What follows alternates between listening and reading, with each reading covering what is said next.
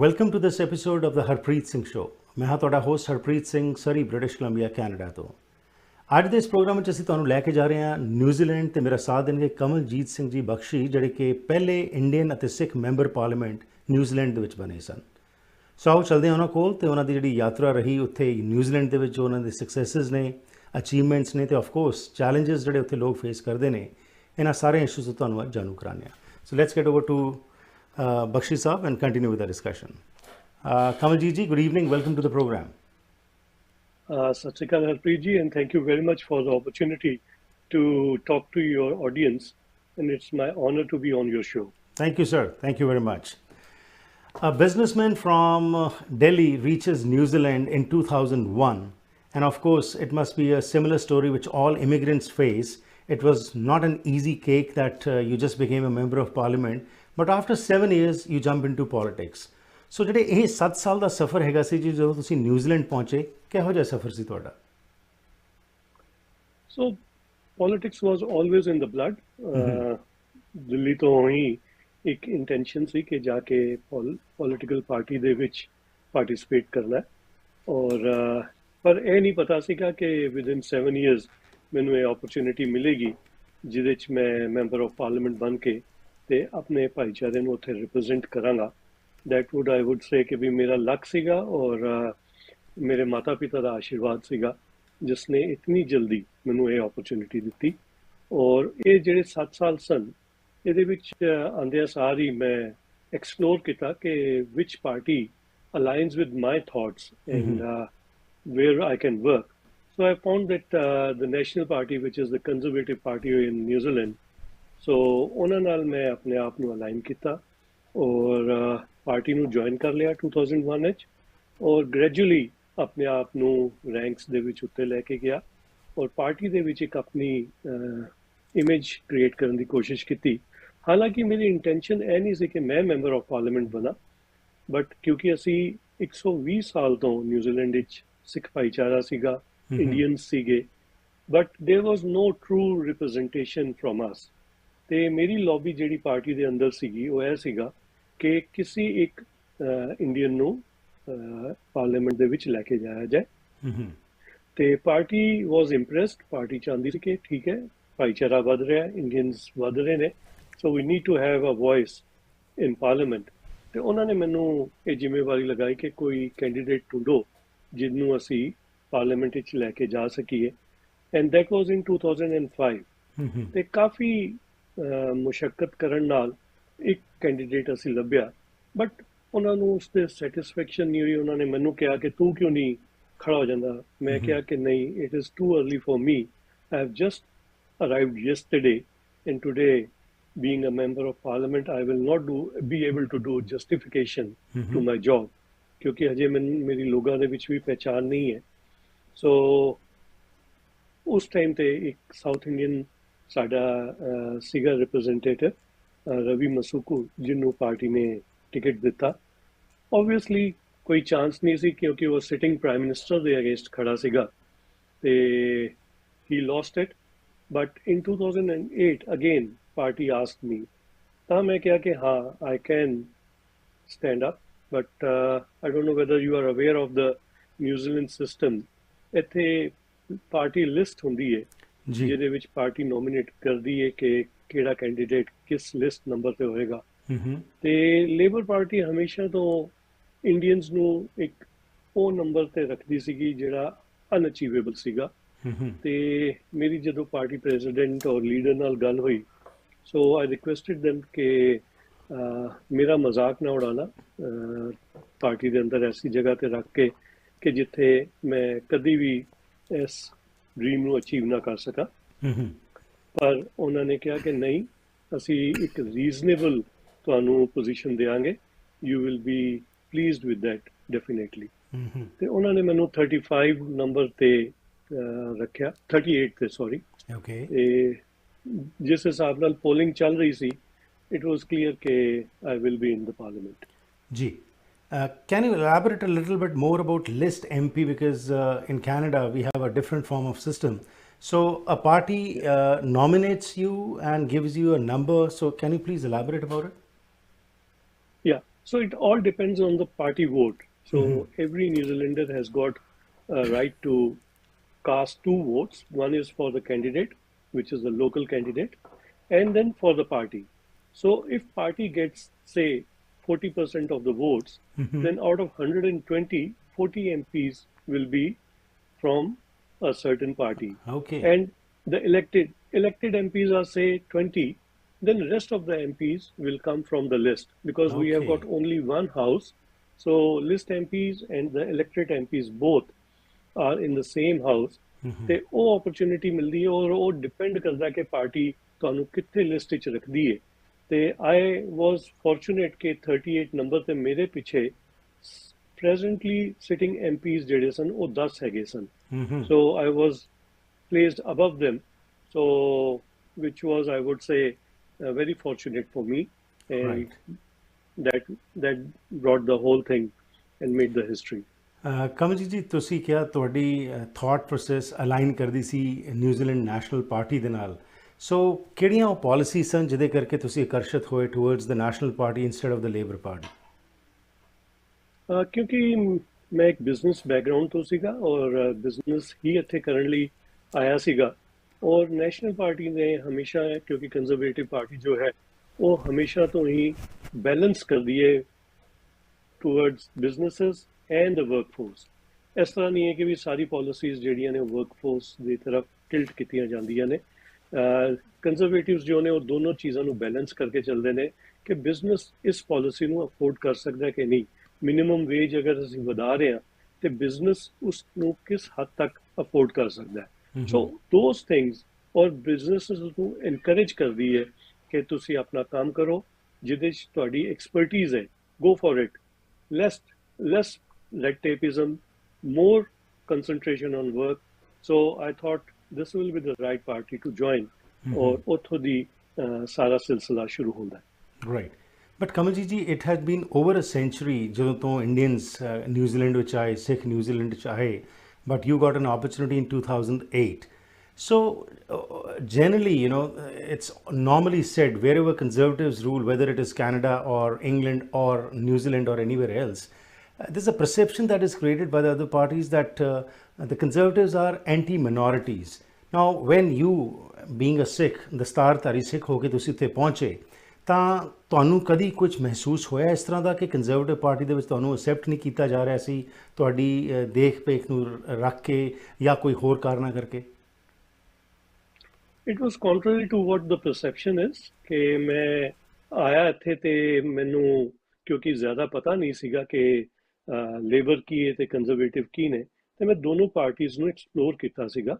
And I found ਕਿ ਜਿਹੜੇ conservative members ਸਨ ਉਹ ਮੋਰ ਵੈਲਕਮਿੰਗ ਸਨ ਦੈਨ ਦ ਲੇਬਰ ਪਾਰਟੀ। ਮੈਂ ਕਿਉਂਕਿ ਉਹਨਾਂ ਦੇ ਵੀ ਫੰਕਸ਼ਨਸ ਅਟੈਂਡ ਕੁਝ ਕੀਤੇ ਸ਼ੁਰੂ ਦੇ ਵਿੱਚ, ਪਰ ਮੈਨੂੰ ਕਦੀ ਵੀ ਉੱਥੇ ਜੋ ਤੁਸੀਂ ਕਹਿ ਰਹੇ ਹੋ ਕਿ ਪਰਸੈਪਸ਼ਨ ਹੈ ਕਿ ਲੇਬਰ ਪਾਰਟੀ ਹਮੇਸ਼ਾ ਮਾਈਨੋਰਿਟੀਜ਼ ਨੂੰ ਵੈਲਕਮ ਕਰਦੀ ਹੈ, ਪਰ ਮੇਰਾ ਐਕਸਪੀਰੀਅੰਸ ਟੋਟਲੀ ਡਿਫਰੈਂਟ ਸੀਗਾ।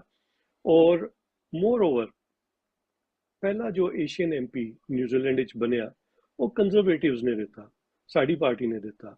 ਪਹਿਲਾ ਕੈਬਨਿਟ ਮਿਨਿਸਟਰ ਵੀ ਜੋ ਹੈ ਉਹ ਸਾਡੀ ਪਾਰਟੀ ਨੇ ਦਿੱਤਾ। ਤੇ ਇਹ ਚੀਜ਼ਾਂ ਜਿਹੜੀਆਂ ਨੇ ਅਗਰ ਅਸੀਂ ਪੂਰੀ ਕੈਲਕੂਲੇਟ ਕਰੀਏ, ਔਰ ਖਾਸ ਤੌਰ ਤੇ ਜੋ ਉਸ ਟਾਈਮ ਲੀਡਰਸ਼ਿਪ ਸੀਗੀ ਰਾਈਟ ਆਨਰੇਬਲ ਜੌਨ ਕੀ, ਉਹ ਕਿਉਂਕਿ ਏਸ਼ੀਆ ਦੇ ਵਿੱਚ ਬਹੁਤ ਸਮਾਂ ਟਾਈਮ ਬਿਤਾ ਕੇ ਆਏ ਸਨ, ਯੂਰਪ ਵਿੱਚ, ਅਮਰੀਕਾ ਦੇ ਵਿੱਚ, ਔਰ ਉਹਨਾਂ ਦਾ ਇੱਕ ਲਗਾਓ ਸੀਗਾ ਟੂਵਰਡਸ ਇੰਡੀਅਨਸ। ਔਰ ਜਿਸ ਦਿਨ ਮੇਰੀ ਇੱਕ ਫਾਈਨਲ ਮੀਟਿੰਗ ਹੋ ਰਹੀ ਸੀ ਤੇ ਉਹਨਾਂ ਨੇ ਮੈਨੂੰ ਇੱਕ ਗੱਲ ਕਹੀ ਸੀਗੀ ਕਿ ਤੈਨੂੰ ਅਸੀਂ ਅਗਰ ਕੈਂਡੀਡੇਟ ਬਣਾਉਂਦੇ ਆ, ਮੈਨੂੰ ਕਿੱਥੇ ਵੀ ਇਹ ਇੰਟਰੋਡਿਊਸ ਕਰਨ ਦੀ ਲੋੜ ਨਹੀਂ ਪੈਣੀ ਕਿ you are a Indian, because your outlook is Indian and people will know. So that is a big advantage.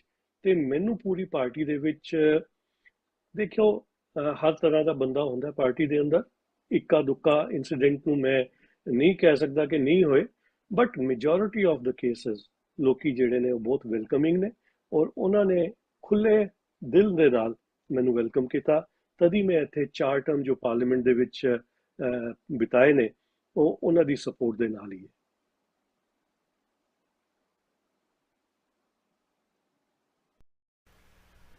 हाँ जी बख्शी साहब, बिल्कुल ਤੁਸੀਂ ਸਹੀ ਕਿਹਾ ਕਿ ਕੁਝ ਆਫ ਕੋਰਸ ਆਬਸਟਰਕਸ਼ਨਸ ਤਾਂ ਹੋ ਸਕਦੀਆਂ ਨੇ, but overall you are accepted and that is why 4 terms you were a member parliament. Sir, it's time for a short break. Let's go for a break. We'll be shortly back, and after we come back ਆ ਕੇ ਤੁਹਾਡੇ ਤੋਂ ਜਾਣਕਾਰੀ ਲੈਣਾ ਚਾਹਾਂਗੇ ਕਿ ਤੁਸੀਂ ਇੱਕ ਬਹੁਤ ਇੰਪੋਰਟੈਂਟ ਰੋਲ ਪਲੇ ਕੀਤਾ facilitating close relations, social and economic growth between India and New Zealand. ਜਿਹੜੇ ਉੱਥੇ ਸਾਡੇ ਇਮੀਗ੍ਰੈਂਟਸ ਹੈਗੇ ਸੀ ਉਹਨਾਂ ਦੇ ਇਸ਼ੂਜ਼ ਨੂੰ ਤੁਸੀਂ ਅੱਗੇ ਲੈ ਕੇ ਆਏ, and you was staunch on your faith also. For example, same sex marriage ਦੇ ਉੱਤੇ ਤੁਸੀਂ ਵੋਟ ਉਸ ਦੇ ਅਗੇਂਸਟ ਪਾਈ, ਜਾਂ ਤੁਸੀਂ ਕਿਰਪਾਨ ਦਾ ਮੁੱਦਾ ਜਿਹੜਾ ਕੈਰੀ ਕਰਨ ਦਾ ਉਹ ਵੀ ਅੱਗੇ ਲੈ ਕੇ ਆਇਆ. So we'll talk all about this. We'll be shortly back after this break. ਹਰ ਰੰਗ ਹੈ ਸਾਡੇ ਕੋ, ਹਰ ਮਾਡਲ, ਹਰ ਇੱਕ ਦੀ ਆਪਣੀ ਵੱਖਰੀ ਪਹਿਚਾਣ. ਅਸੀਂ ਇੱਕ ਪਰਿਵਾਰ ਹਾਂ, ਸਾਡਾ ਕਰਮ ਹੈ ਅੱਗੇ ਵਧਾਉਣਾ, ਸਫ਼ਰ ਨੂੰ ਸੌਖਾ ਬਣਾਉਣਾ. ਬਸੰਤ ਮੋਟਰਸ, ਤੁਹਾਡੇ ਨਾਲ, ਤੁਹਾਡੇ ਕਰਕੇ. है जुल्म ढाने का अंदाज भी कितना हंसी, हमारी जान पर बनाई है जब जब उसने अंगड़ाई ली. कभी खामोश रहते हैं, कभी शोर होता है. मोहब्बत में शरारत का मजा कुछ और होता है. दिल को जज्बात का तोहफा, खामोशियों को बात का तोहफा, खूबसूरती में जड़ी नजाकत अदाओं की चांद से मुखड़े को चांद सा तोहफा. भारत ज्वेलर्स, सच्चे प्यार की चमक जैसा. पायल बिजनेस सेंटर सरी. ਕੀ ਤੁਸੀਂ ਸਰੀ, ਡੈਲਟਾ, ਰਿਚਮੰਡ, ਐਬਸਫੋਰਡ ਜਾਂ ਵੈਂਕੂਵਰ ਵਿੱਚ ਨਵਾਂ ਘਰ ਬਣਾਉਣ ਬਾਰੇ ਸੋਚ ਰਹੇ ਹੋ, ਜਾਂ ਫਿਰ ਪੁਰਾਣੇ ਘਰ ਨੂੰ ਰੈਨੋਵੇਟ ਕਰਨਾ ਚਾਹੁੰਦੇ ਹੋ? ਤੁਹਾਨੂੰ ਲੋੜ ਹੈ ਇੱਕ ਤਜਰਬੇਕਾਰ ਬਿਲਡਰ, ਇੱਕ ਕ੍ਰੀਏਟਿਵ ਇੰਟੀਰੀਅਰ ਡਿਜ਼ਾਈਨਰ ਦੀ, ਜੋ ਤੁਹਾਨੂੰ ਸਹੀ ਤਰ੍ਹਾਂ ਗਾਈਡ ਕਰ ਸਕਣ ਤੇ ਤੁਹਾਡੇ ਸੁਪਨੇ ਦੇ ਘਰ ਨੂੰ ਉਸਾਰ ਸਕਣ. ਅੱਜ ਹੀ ਕਾਲ ਕਰੋ ਹਰਪ੍ਰੀਤ ਜਾਂ ਸੰਦੀਪ 6048259295 ਉੱਤੇ. ਸਵਾਗਤ ਕਰਦੇ ਹਾਂ ਜੀ ਇੱਕ ਵਾਰ ਫਿਰ. ਇੱਕ ਦਸਤਾਰਧਾਰੀ ਸਿੱਖ ਪਹਿਲੀ ਵਾਰ ਇੱਕ ਇੰਡੀਅਨ ਜੋ ਹੈ ਮੈਂਬਰ ਪਾਰਲੀਮੈਂਟ ਵਿੱਚ ਨਿਊਜ਼ੀਲੈਂਡ ਦੇ ਇਹ ਗਏ ਪਹੁੰਚੇ. 4 ਵਾਰ ਇਹ ਉੱਥੇ ਮੈਂਬਰ ਪਾਰਲੀਮੈਂਟ ਰਹੇ ਨੇ. ਪਹਿਲੇ ਭਾਰਤੀ ਹੋਏ ਜਿਨ੍ਹਾਂ ਨੇ ਕਿ 100 ਸਾਲ ਤੋਂ ਬਾਅਦ ਜੋ ਹੈ ਇੱਕ ਪਾਰਲੀਮੈਂਟ ਵਿੱਚ ਜਾ ਕੇ ਉੱਥੋਂ ਦੇ ਲੋਕਾਂ ਦੀ ਆਵਾਜ਼, ਜਿਹੜੇ ਇਮੀਗ੍ਰੈਂਟ ਸੀ ਉਹਨਾਂ ਦੀ ਆਵਾਜ਼ ਨੂੰ ਚੁੱਕਣਾ ਸ਼ੁਰੂ ਕੀਤਾ. ਬਹੁਤ ਸਾਰੀਆਂ ਅਚੀਵਮੈਂਟਸ ਹੋਈਆਂ, ਬਹੁਤ ਸਾਰੇ ਸਟਰਗਲਸ ਹੋਏ, ਲੇਕਿਨ ਇਸ ਦੌਰਾਨ ਇੱਕ ਗੱਲ ਸਾਹਮਣੇ ਆਈ ਕਿ ਕਮਲਜੀਤ ਬਖਸ਼ੀ ਇੱਕ ਜਾਣੀ ਪਛਾਣੀ ਸ਼ਖਸੀਅਤ ਬਣੇ, ਨਾ ਸਿਰਫ ਨਿਊਜ਼ੀਲੈਂਡ ਦੇ ਵਿੱਚ ਬਲਕਿ ਜਿੱਥੇ ਵੀ ਇਹ ਗਏ ਇਹਨਾਂ ਨੇ ਉਹ ਮੁੱਦਿਆਂ ਨੂੰ ਚੁੱਕਿਆ ਜਿਹੜੇ ਕਿ ਲੋਕਾਂ ਨਾਲ ਜੁੜੇ ਹੋਏ ਸਨ. ਸੋ ਇਸ ਸੰਬੰਧ ਵਿੱਚ ਅੱਜ ਸਾਡੇ ਨਾਲ ਗੱਲਬਾਤ ਕਰ ਰਹੇ ਨੇ ਨਿਊਜ਼ੀਲੈਂਡ ਤੋਂ ਕਮਲਜੀਤ ਸਿੰਘ ਜੀ ਬਖਸ਼ੀ. ਸੋ ਬਖਸ਼ੀ ਸਾਹਿਬ, ਜਿਸ ਤਰ੍ਹਾਂ ਬ੍ਰੇਕ ਤੋਂ ਪਹਿਲਾਂ ਮੈਂ ਪੁੱਛ ਰਿਹਾ ਸੀ ਕਿ you are staunch on some of your religious view points and whatever you thought you brought it forward. ਜਿੱਥੇ ਇਮੀਗ੍ਰੈਂਟਸ ਦੇ ਮੁੱਦੇ ਹੈਗੇ ਨੇ ਉਹਨਾਂ ਨੂੰ ਵੀ ਤੁਸੀਂ ਕਾਫੀ ਉਭਾਰਿਆ. ਕਿਹੜੇ ਚੈਲੰਜਸ ਸਨ ਜਿਹੜੇ ਤੁਸੀਂ, ਕਿਉਂਕਿ ਆਪ ਇੱਕ ਇਮੀਗ੍ਰੈਂਟ ਆਏ ਸਨ, ਜੇ 7 ਸਾਲ ਹੀ ਇੱਕ ਮੁਲਕ 'ਚ ਆਏ ਹੋਏ ਅਤੇ ਤੁਹਾਨੂੰ ਕੁਝ ਪਤਾ ਨਹੀਂ ਮਿਲਦਾ, basically you are a newcomer, but you became a member parliament, but then you started raising those issues, and you also tried to bridge the gap between the New Zealanders and the immigrant community.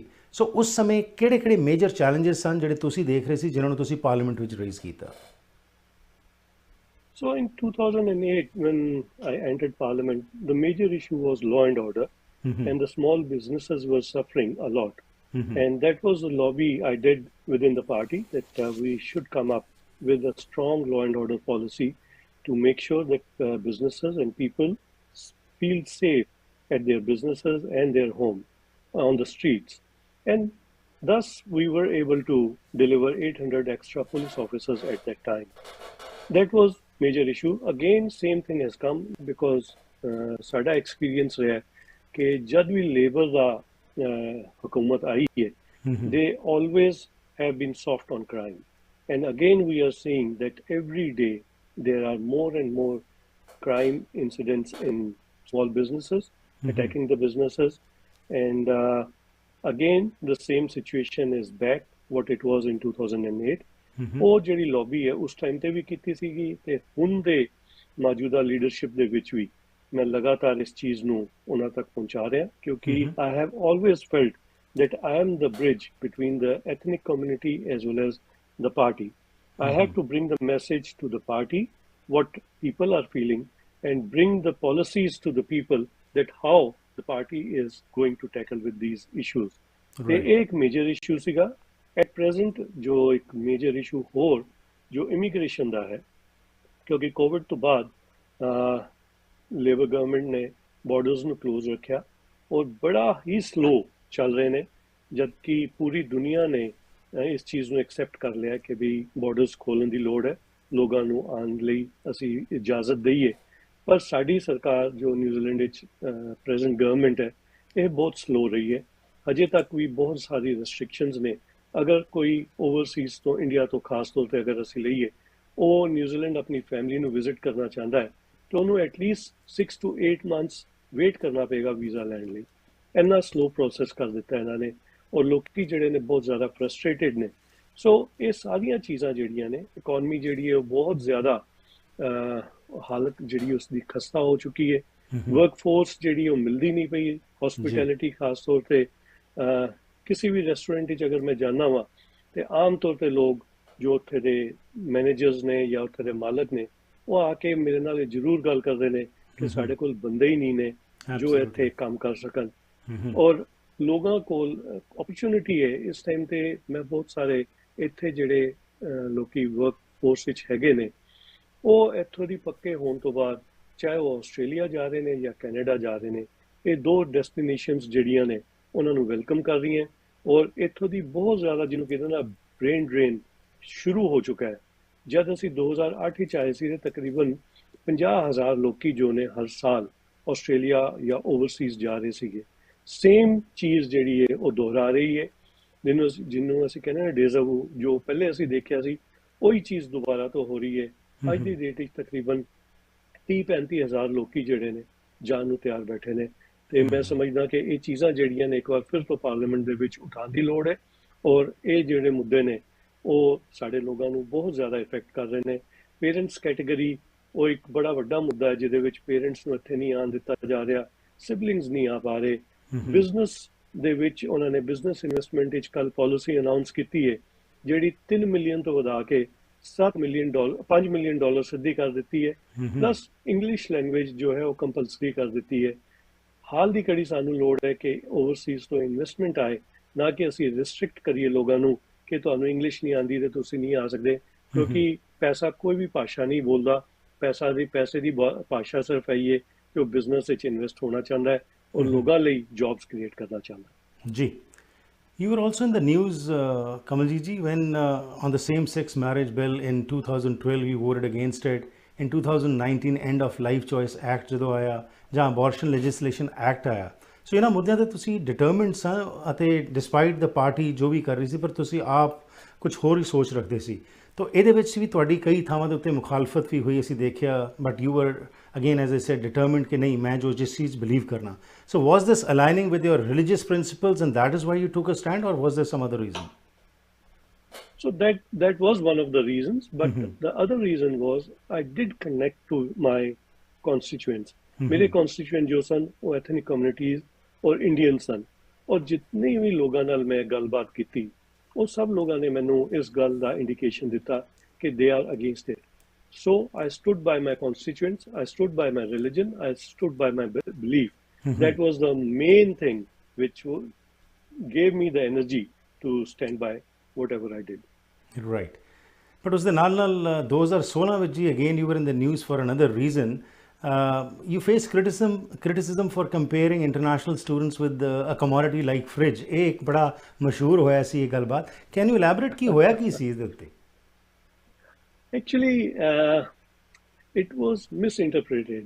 ਮੈਂ ਉਸ time ਤੇ ਇਹ ਗੱਲ ਕਹੀ ਸੀਗੀ ਕਿ ਮੇਰੇ colleague ਸਨ, ਉਹਨਾਂ ਨੇ ਐਗਜ਼ਾਮਪਲ ਦਿੱਤਾ ਸੀਗਾ ਕਿ ਅਗਰ ਇੱਕ ਫ੍ਰਿਜ ਖਰਾਬ ਹੋ ਜਾਂਦਾ ਹੈ, ਅਸੀਂ ਉਸਨੂੰ ਉਸ ਜਿੱਥੋਂ ਦੀ ਬਣ ਕੇ ਆਇਆ ਉੱਥੇ ਵਾਪਸ ਭੇਜ ਸਕਦੇ ਹਾਂ। ਇੱਕ ਸਟੂਡੈਂਟ ਜਿਹੜਾ ਨਿਊਜ਼ੀਲੈਂਡ ਵਿੱਚ ਪੜ੍ਹਨ ਆਇਆ ਹੈ, ਅਗਰ ਉਹਦੀ ਅਸੀਂ ਜ਼ਿੰਦਗੀ ਖਰਾਬ ਕਰ ਦਿੰਦੇ ਹਾਂ ਤੇ ਉਸਨੂੰ ਠੀਕ ਕਰਨ ਦਾ ਕੋਈ ਤਰੀਕਾ ਨਹੀਂ ਹੈ। ਮੇਰਾ ਜੋ ਕੰਪੈਰੀਜ਼ਨ ਫ੍ਰਿਜ ਦੇ ਨਾਲ ਸੀ ਉਹ ਇਹ ਸੀ ਕਿ ਤੁਸੀਂ ਕਿਸੇ ਮਸ਼ੀਨ ਨੂੰ ਠੀਕ ਕਰਨ ਲਈ ਵਾਪਸ ਭੇਜ ਸਕਦੇ ਹੋ, ਇੱਕ ਬੱਚੇ ਦੀ ਜ਼ਿੰਦਗੀ ਖਰਾਬ ਕਰਕੇ ਨਹੀਂ ਕਰ ਸਕਦੇ।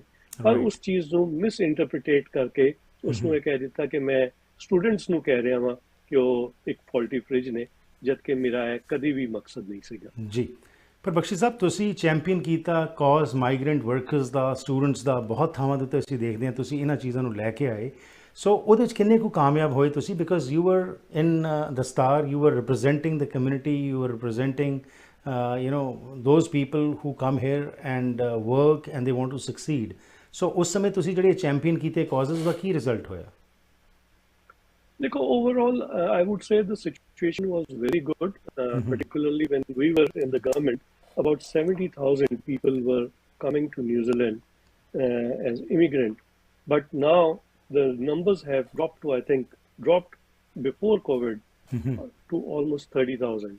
ਤੇ migrants और students ਲਈ ਅਸੀਂ ਕਾਫੀ ਸਹੂਲੀਅਤ ਦਿੱਤੀਆਂ ਸਨ, ਔਰ ਤਦੀ ਅਸੀਂ ਦੇਖ ਰਹੇ ਸੀਗੇ ਕਿ ਲਗਾਤਾਰ, particularly ਅਗਰ ਇੰਡੀਆ ਨੂੰ ਅਸੀਂ ਕਾਊਂਟ ਕਰੀਏ ਤੇ 15,000 ਦੇ ਕਰੀਬ ਸਟੂਡੈਂਟਸ ਹਰ ਸਾਲ ਨਿਊਜ਼ੀਲੈਂਡ ਵਿੱਚ ਪੜ੍ਹਨ ਆ ਰਹੇ ਸੀ, ਔਰ ਫਿਰ ਉਹਨਾਂ ਦੇ ਕੋਲ ਪਾਥਵੇ ਸੀਗਾ ਕਿ ਉਹ ਇੱਥੇ ਪੱਕੇ ਹੋ ਕੇ ਰਹਿ ਸਕਦੇ ਸੀਗੇ। ਬਹੁਤ ਸਾਰੇ ਸਟੂਡੈਂਟਸ ਮੈਂ ਜਾਣਦਾ ਵਾਂ, ਕਿਉਂਕਿ ਮੈਂ ਲਗਾਤਾਰ ਜਿਹੜੇ ਇਹ ਕਾਲਜਿਸ ਸਨ ਜਾਂ ਇੰਟਰਨੈਸ਼ਨਲ ਸਕੂਲ ਸਨ ਉਹਨਾਂ ਦੇ ਵਿੱਚ ਮੈਂ ਵਿਜ਼ਿਟ ਕਰਿਆ ਕਰਦਾ ਸੀਗਾ, ਤੇ ਉਹਨਾਂ ਕੋਲ ਪਾਥਵੇ ਸੀਗਾ ਪੱਕੇ ਹੋਣ ਲਈ ਕਿ ਉਹਨਾਂ ਨੂੰ ਅਗਰ ਪ੍ਰੋਪਰ ਜੌਬ ਮਿਲ ਜਾਂਦੀ ਸੀਗੀ। ਔਰ ਉਸੀ ਦਾ ਨਤੀਜਾ ਹੈ ਕਿ ਸਾਡੀ ਜਿਹੜੀ ਪੋਪੂਲੇਸ਼ਨ ਹੈ ਉਹ ਲਗਾਤਾਰ ਵੱਧਦੀ ਰਹੀ, ਔਰ ਸਟਾਰਟਿੰਗ ਫਰੋਮ ਆਲਮੋਸਟ 60,000 ਜਦ 2001 ਵਿੱਚ ਮੈਂ ਆਇਆ ਸੀਗਾ, ਤੇ ਅੱਜ ਜਿਹੜੀ ਸਾਡੀ ਪੋਪੂਲੇਸ਼ਨ ਹੈ ਉਹ 250,000 ਤੋਂ ਉੱਤੇ ਸਿਰਫ ਇੰਡੀਅਨਸ ਦੀ ਹੋ ਚੁੱਕੀ ਹੈ। ਔਰ ਅਗਰ ਅਸੀਂ ਕੰਬਾਈਨਡ ਕਰੀਏ ਏਸ਼ੀਅਨਸ ਨੂੰ, ਐਥਨਿਕਸ ਨੂੰ, ਤੇ ਤਕਰੀਬਨ ਅਸੀਂ ਨਿਊਜ਼ੀਲੈਂਡ ਦੀ ਤਕਰੀਬਨ 12-13% ਪੋਪੂਲੇਸ਼ਨ ਬਣ ਚੁੱਕੇ हैं। Interesting.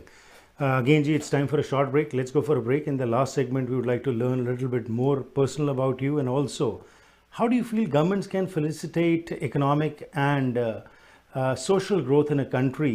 And you have been known for fostering ties between India and New Zealand. You did your best. So इन्हां इशूज़ उत्ते गलबात करने ते नाल बात करनी ज़रूरी है। एक प्रोग्राम तुसी चलाया, एक की है ते इस दे विच किहड़ियां चीज़ां नूं तुसी लैके आंदे हो? So we'll talk all about this after this short break.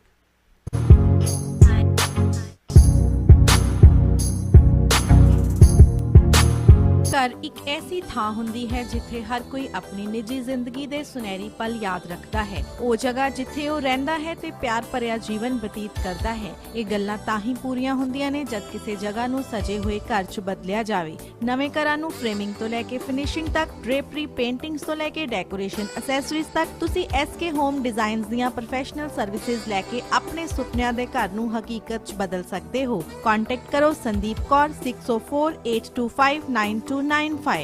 ਜੇ ਕਿਸੇ ਬਿਜ਼ਨਸਮੈਨ ਨੂੰ ਕੋਈ ਪਿਆਰ ਕਰਦਾ ਹੈ ਤਾਂ ਕੀ ਵਜ੍ਹਾ ਹੋ ਸਕਦੀ ਹੈ? ਸੁਖੀ ਬਾਟ ਮੋਟਰਸ ਦੇ ਓਨਰ ਸੁਖੀ ਬਾਟ ਨੂੰ ਵੇਖ ਕੇ ਇਹ ਗੱਲ ਸਮਝ ਆ ਜਾਂਦੀ ਹੈ। ਇੰਟੈਲੀਜੈਂਸ ਦਾ ਉਦਾਹਰਨ ਇਹ ਹੈ ਕਿ ਕਾਰ ਸੈਗਮੈਂਟ ਤੋਂ ਵੱਖ ਸੁਖੀ ਬਾਟ ਮੋਟਰਸ ਲੈ ਕੇ ਆਏ ਨੇ ਸਰੀ ਦਾ ਪਹਿਲਾ ਟਰੱਕ ਸੈਂਟਰ, ਜਿੱਥੇ ਤੁਹਾਡੇ ਲੋੜ ਦੇ ਹਿਸਾਬ ਨਾਲ ਤੁਹਾਨੂੰ ਲੋੜੀਂਦੇ ਟਰੱਕਸ ਬਾਰੇ ਗਾਈਡੈਂਸ ਦਿੱਤੀ ਜਾਂਦੀ ਹੈ। ਸਪੇਸ, ਮੋਡੀਫਿਕੇਸ਼ਨ ਤੇ ਫਿਊਲ ਐਫੀਸ਼ੀਐਂਸੀ ਸਭ ਨੂੰ ਧਿਆਨ ਵਿੱਚ ਰੱਖਿਆ ਜਾਂਦਾ ਹੈ। ਸੁਖੀ ਬਾਟ ਟਰੱਕ ਸੈਂਟਰ ਇਹਨਾਂ ਟਰੱਕਾਂ ਨਾਲ ਹੀ ਹੈ ਟੌਰ। ਵੈਨਕਾਸਾ ਟਾਈਲ ਅਤੇ ਸਟੋਨ ਸ਼ੋਰੂਮ ਇੱਕ ਐਸੀ ਥਾਂ ਹੈ ਜਿੱਥੇ ਤੁਹਾਨੂੰ ਹੋਲਸੇਲ ਕੀਮਤਾਂ ਤੇ ਹਰ ਕਿਸਮ ਦੀਆਂ ਟਾਈਲਸ, ਸਟੋਨ, ਮਾਰਬਲ, ਬੈਕਸਪਲੈਸ਼, ਮੋਜ਼ੇਕ ਆਦਿ ਵਾਜਬ ਕੀਮਤਾਂ ਤੇ ਮਿਲ ਸਕਦਾ ਹੈ। ਇਟਾਲੀਅਨ, ਸਪੈਨਿਸ਼, ਚਾਈਨੀਜ਼, ਪੋਰਸਲਨ ਜਾਂ ਸਿਰੈਮਿਕ ਟਾਈਲਸ ਜਾਂ ਮਾਰਬਲ ਸਪੈਸ਼ਲ ਆਰਡਰ ਤੇ ਜਾਂ ਕਲੀਅਰੈਂਸ ਤੇ ਲੈ ਸਕਦੇ ਹੋ। ਮਾਲਕ ਡਾਇਰੈਕਟ ਟਾਈਲਸ ਇੰਪੋਰਟ ਕਰਦੇ ਹਨ, ਜਿਸ ਕਰਕੇ ਵਧੀਆ ਕੁਆਲਿਟੀ ਦਾ ਸਮਾਨ ਤੁਸੀਂ ਆਪਣੇ ਘਰ ਦਾ ਸ਼ਿੰਗਾਰ ਬਣਾ ਸਕਦੇ ਹੋ। ਅੱਜ ਹੀ ਵਿਜ਼ਿਟ ਕਰੋ 13042 84 ਐਵਨਿਊ ਸਰੀ।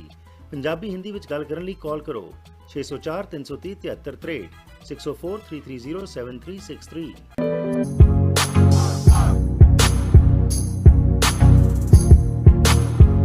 ਸਵਾਗਤ ਕਰਦਾ ਹਾਂ ਜੀ ਇੱਕ ਵਾਰ ਫਿਰ ਆਪ ਸਭ ਦਾ ਅੱਜ ਦੇ ਇਸ ਪ੍ਰੋਗਰਾਮ ਵਿੱਚ। ਅੱਜ ਦਾ ਇਹ ਪ੍ਰੋਗਰਾਮ ਤੁਹਾਡੇ ਤੱਕ ਪਹੁੰਚਾਇਆ ਜਾ ਰਿਹਾ ਹੈ AMC ਇੰਸ਼ੋਰੈਂਸ ਦੇ ਸਹਿਯੋਗ ਨਾਲ। If you are looking for home, auto, travel, business, life or recreational insurance, you can depend upon AMC Insurance. They have 9 branches in the Lower Mainland to serve you, and they're open 7 days a week.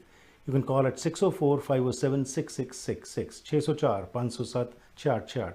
ਉਸ ਦੇ ਨਾਲ ਹੀ ਸਾਡੇ ਅੱਜ ਦੇ ਅਗਲੇ ਸਹਿਯੋਗੀ ਹਨ Agnihotri immigration consulting. Temporary status PR, ਨਵੇਂ ਹੋ ਕੈਨੇਡਾ ਵਿੱਚ, ਕੈਨੇਡਾ ਆਉਣਾ ਚਾਹੁੰਦੇ ਹੋ, ਅੰਤਰਰਾਸ਼ਟਰੀ ਵਿਦਿਆਰਥੀ ਹੋ ਜਾਂ ਫਿਰ ਸਪਾਂਸਰ ਕਰ ਰਹੇ ਨੇ ਪੇਰੈਂਟਸ ਜਾਂ ਗ੍ਰੈਂਡ ਪੇਰੈਂਟਸ, ਤੁਹਾਡੀ ਮਦਦ ਕਰ ਸਕਦੇ ਨੇ ਨੀਰਾ ਅਗਨੀਹੋਤਰੀ, ਜੋ ਕਿ 2006 ਤੋਂ ਸਰਟੀਫਾਈਡ ਇਮੀਗ੍ਰੇਸ਼ਨ ਕੰਸਲਟੈਂਟ ਵਜੋਂ ਕੰਮ ਕਰ ਰਹੇ ਨੇ। ਹੋਰ ਜਾਣਕਾਰੀ ਲਈ ਕਾਲ ਕਰੋ 6045972284 604-597-2284। ਅੱਜ ਦੇ ਸਾਡੇ ਮਹਿਮਾਨ ਨੇ ਕਮਲਜੀਤ ਸਿੰਘ ਜੀ ਬਖਸ਼ੀ, ਜਿਹੜੇ ਕਿ 4 ਵਾਰ ਰਹਿ ਚੁੱਕੇ ਨੇ ਮੈਂਬਰ ਪਾਰਲੀਮੈਂਟ ਨਿਊਜ਼ੀਲੈਂਡ ਪਾਰਲੀਮੈਂਟ ਵਿੱਚ, ਤੇ ਗੱਲਬਾਤ ਚੱਲ ਰਹੀ ਹੈ ਇਹਨਾਂ ਦਾ ਜੋ ਸਫ਼ਰ ਰਿਹਾ ਤੇ ਕੀ ਕੁਝ ਇਹਨਾਂ ਨੇ ਉੱਥੇ ਕੀਤਾ ਤੇ ਨਿਊਜ਼ੀਲੈਂਡ ਵਿੱਚ ਕੀ ਹਾਲਾਤ ਨੇ। ਇਸ ਸੰਬੰਧ ਵਿੱਚ ਆਓਗੇ ਗੱਲਬਾਤ ਦਾ ਸਿਲਸਿਲਾ ਸ਼ੁਰੂ ਕਰਦੇ ਹਾਂ ਤੇ ਉਹਨਾਂ ਨੂੰ ਮੁੜ ਤੋਂ ਜੋੜਦੇ ਹਾਂ। ਸੋ ਮਿਸਟਰ ਬਖਸ਼ੀ, ਜਿਸ ਤਰ੍ਹਾਂ ਫੋਸਟਰ ਅਸੀਂ ਕਰਨਾ ਚਾਹੁੰਦੇ ਕਿ ਇੱਕ ਦੇਸ਼ ਦੇ ਵਿੱਚ ਇਕਨੋਮਿਕ ਉન્નਤੀ ਹੋਏ, ਸੋਸ਼ਲੀ ਲੋਕਾਂ ਦੀ ਬਿਹਤਰੀ ਹੋਏ, ਪਰ ਅੱਜ ਅਨਪ੍ਰੈਸੀਡੈਂਟਡ ਟਾਈਮਸ ਵਿੱਚੋਂ ਅਸੀਂ ਲੰਘ ਰਹੇ ਹਾਂ। ਜਿਸ ਤਰ੍ਹਾਂ ਤੁਸੀਂ ਵੀ ਕਿਹਾ ਕਿ ਬਹੁਤ ਸਾਰੇ ਲੋਕ ਜਿਹੜੇ ਬ੍ਰੇਨ ਡਰੇਨ ਹੁਣ ਨਿਊਜ਼ੀਲੈਂਡ ਤੋਂ ਸ਼ੁਰੂ ਹੋ ਗਿਆ ਹੈ, ਸੋ ਤੁਸੀਂ ਕੀ ਸਮਝਦੇ ਹੋ ਕਿਸ ਤਰ੍ਹਾਂ ਨਿਊਜ਼ੀਲੈਂਡ ਦੇ ਵਿੱਚ ਹੀ ਬਿਜ਼ਨਸ ਵੀ ਪ੍ਰੋਸਪਰ ਕਰੇ ਤੇ ਲੋਕ ਵੀ ਆਣ, ਇਮੀਗ੍ਰੈਂਟਸ ਜੇ ਆ ਕੇ ਉੱਥੇ ਸਕਸੀਡ ਹੁੰਦੇ ਨੇ ਤਾਂ ਦੇਸ਼ ਪ੍ਰੋਸਪਰ ਕਰੇਗਾ? So what are you views regarding that? ਦੇਖੋ, ਇਹਦੇ ਵਿੱਚ ਸਿੰਪਲ ਜੀ ਗੱਲ ਹੈ ਕਿ ਸਰਕਾਰਾਂ ਬਿਜ਼ਨਸ ਨਹੀਂ ਕਰ ਸਕਦੀਆਂ। ਬਿਜ਼ਨਸ ਜਿਹੜਾ ਹੈ ਇੱਕ ਆਮ ਵਿਅਕਤੀ ਨੂੰ ਕਰਨਾ ਹੈ, ਲੋਕਾਂ ਨੂੰ ਕਰਨਾ ਹੈ। ਪਰ ਸਰਕਾਰਾਂ ਫੈਸਿਲਿਟੀਜ਼ ਦੇ ਸਕਦੀਆਂ। They have to create the opportunities ਕਿ how people can succeed in the businesses. They can bring the capital, but if there is no infrastructure available, then how the country or economy can succeed? Simple example, 2010 ਦੇ ਕਰੀਬ ਸਾਡੀ party ਨੇ policy ਕੀਤੀ ਕਿ we are going to connect whole of New Zealand by fiber optic. And during the pandemic, we saw everyone was working from home. It was only possible because we had that network available to people to work from home. ਅਗਰ ਸਾਡੇ ਕੋਲ ਉਹੀ ਪੁਰਾਣਾ ਜਿਹੜਾ copper ਦਾ network ਹੁੰਦਾ ਤੇ ਲੋਕਾਂ ਨੇ ਆਪਣੇ ਘਰ ਤੋਂ ਕੰਮ ਨਹੀਂ ਕਰ ਸਕਦੇ ਸੀਗੇ। They could have stood down everything, ਔਰ ਇਕਨੋਮੀ ਜਿਹੜੀ ਥੋੜੀ ਬਹੁਤ ਚਲੀ ਉਸ ਦਾ ਉਹ ਜ਼ੀਰੋ ਹੋ ਜਾਣੀ ਸੀ ਬਿਲਕੁਲ। So those kind of things, we need roads, we need infrastructure, we need ports, we need airport. That is what the government is supposed to do.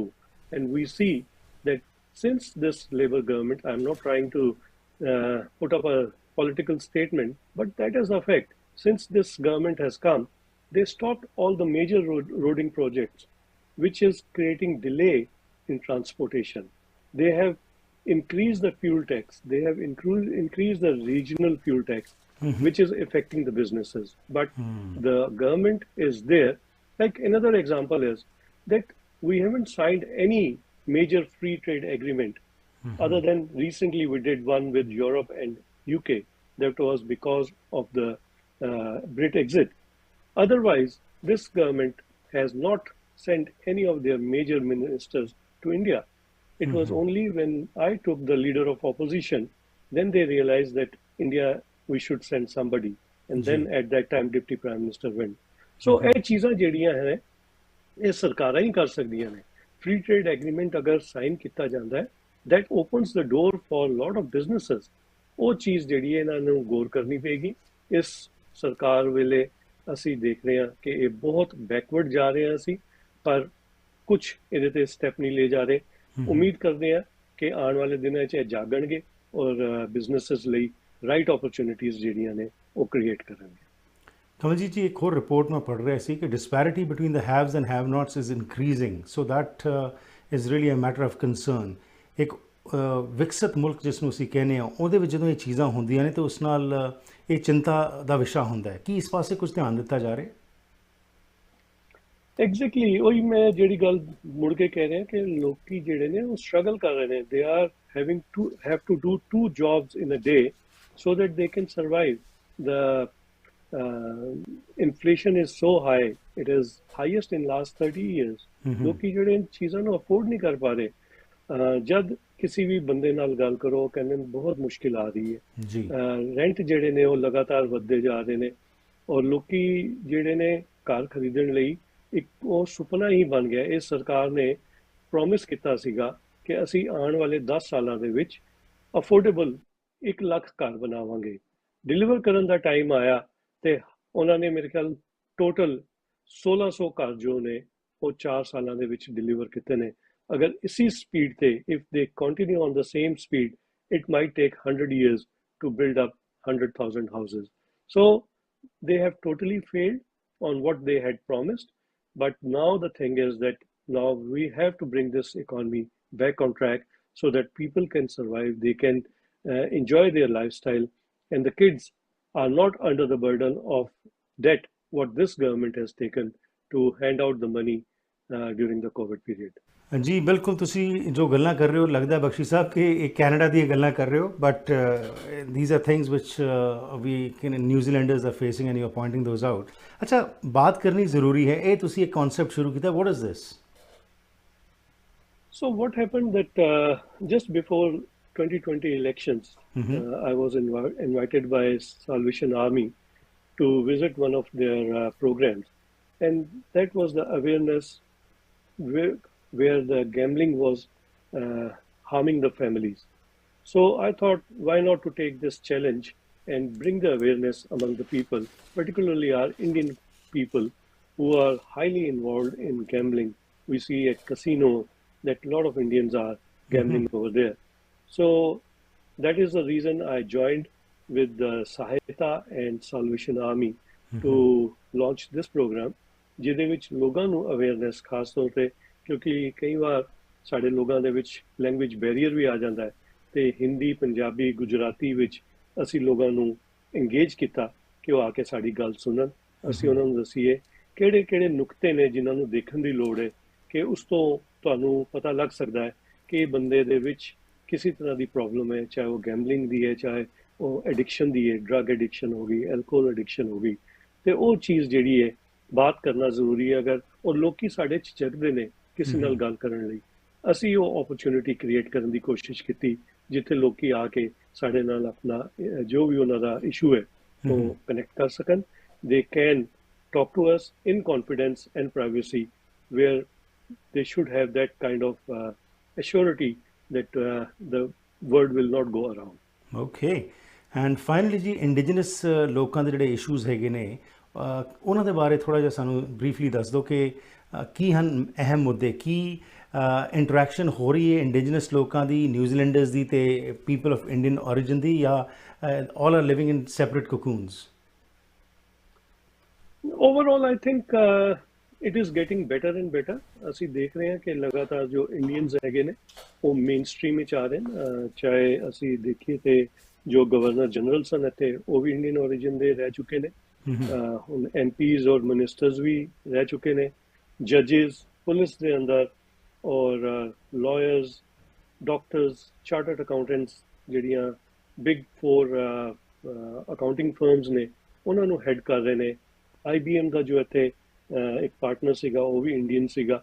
ਸੋ ਦੇਰ ਆਰ ਬਿਗ ਬਿਜ਼ਨਸਿਸ। ਹੌਸਪਿਟੈਲਿਟੀ ਦੇ ਵਿੱਚ ਜਿਹੜੇ ਸਾਡੇ 100 rich list ਹੈਗੀ ਉਹਦੇ ਵਿੱਚ 2-3 Indians ਜੋ ਨੇ ਆਲਰੇਡੀ ਐਂਟਰ ਹੋ ਚੁੱਕੇ ਨੇ।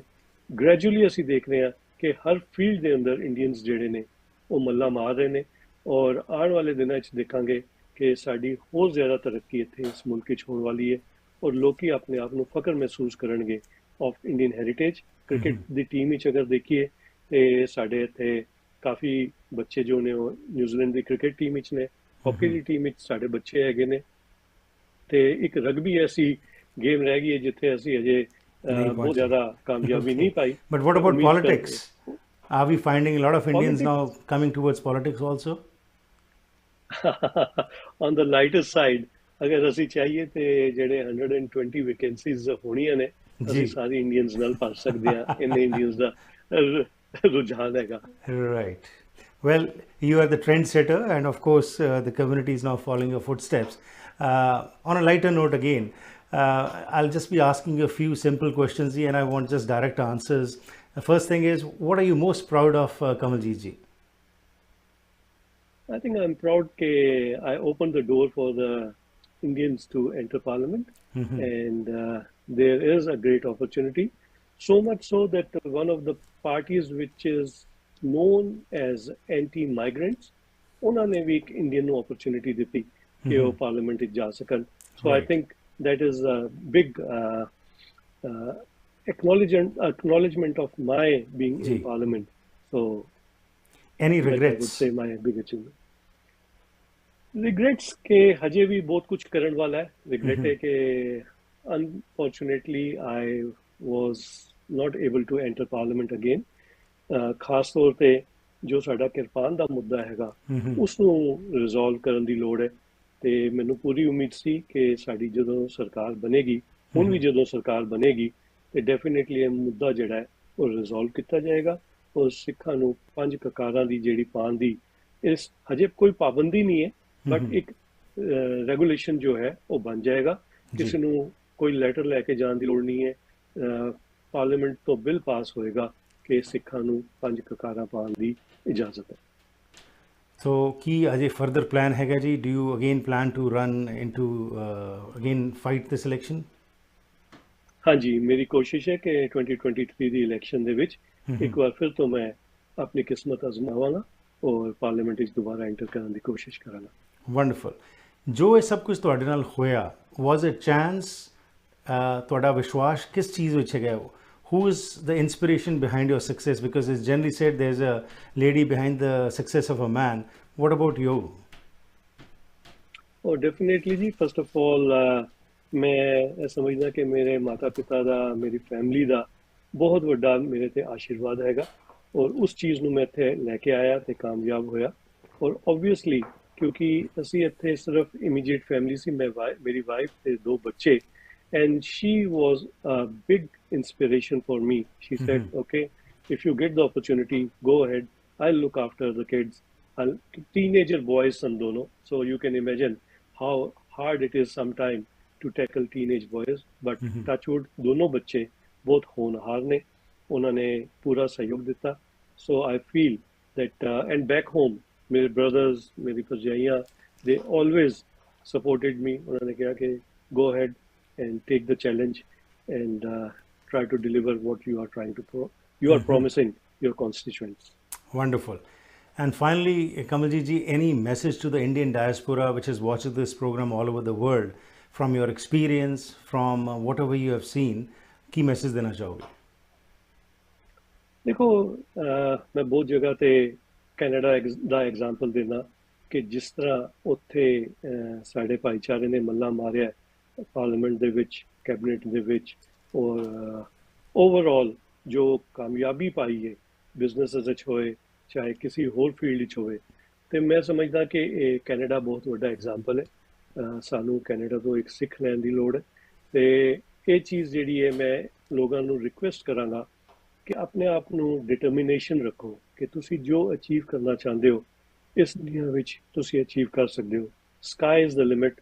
ਦ only thing is you have to remain focused and make sure that you do whatever you do it respectfully, and you should be proud of your heritage, your culture, your language. Never let it down। ਤੁਸੀਂ ਜਦੋਂ ਵੀ ਆਪਣੇ culture ਦੇ ਨਾਲ, ਆਪਣੀ heritage ਦੇ ਨਾਲ ਜੁੜੇ ਰਹੋਗੇ, ਆਪਣੇ ਰਿਲੀਜਨ ਦੇ ਨਾਲ ਜੁੜੇ ਰਹੋਗੇ, ਤੁਹਾਨੂੰ ਕਾਮਯਾਬੀ ਮਿਲੇਗੀ। ਲੋਕੀ ਤੁਹਾਨੂੰ ਰਿਸਪੈਕਟ ਕਰਦੇ ਨੇ ਕਿ ਤੁਸੀਂ ਆਪਣੇ ਕਲਚਰ ਦੇ ਨਾਲ ਡੀਪ ਰੂਟਡ ਹੋ। ਔਰ ਸੇਮ ਥਿੰਗ, ਮਤਲਬ ਜੋ ਚੀਜ਼ਾਂ ਮੈਂ ਦੇਖੀਆਂ ਕਿ ਆਈ ਐਮ ਅ ਟੀ ਟੋਟਲਰ, ਮੈਂ ਕਦੀ ਡਰਿੰਕ ਨਹੀਂ ਕੀਤੀ, ਤੇ ਲੋਕੀ ਇਸ ਚੀਜ਼ ਨੂੰ ਰਿਸਪੈਕਟ ਕਰਦੇ ਸੀਗੇ। ਸਾਡੇ ਕੋਕਸ ਦੀ ਮੀਟਿੰਗ ਹੁੰਦੀ ਸੀਗੀ, ਉੱਥੇ ਸੌਫਟ ਡਰਿੰਕ ਨਹੀਂ ਹੋਇਆ ਕਰਦੀ ਸੀ।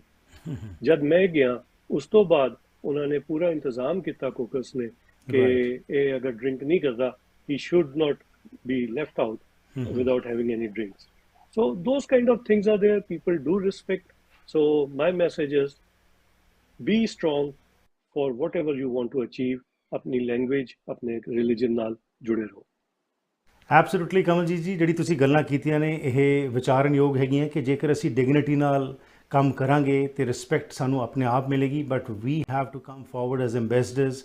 ਐਂਡ ਜਿਸ ਤਰੀਕੇ ਨਾਲ ਤੁਸੀਂ ਜੋ ਨਿਊਜ਼ੀਲੈਂਡ ਵਿੱਚ ਇਹ ਮਿਸਾਲ ਕਾਇਮ ਕੀਤੀ ਹੈ, ਇਸ ਤੋਂ ਅਸੀਂ ਸਾਰੇ ਕੁਝ ਨਾ ਕੁਝ ਸਿੱਖ ਸਕਦੇ ਹਾਂ।